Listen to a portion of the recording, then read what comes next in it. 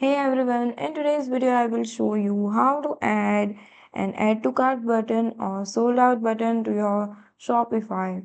So let's get started. First, open your browser and search for shopify.com.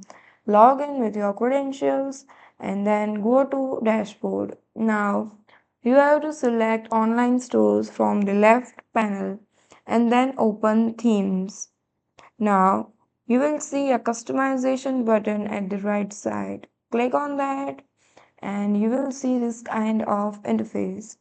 Now, from the drop down menu at the top of your screen, you will see the option of collections. Once you click on that, choose default collection. Scroll the page to find a product grade size or section.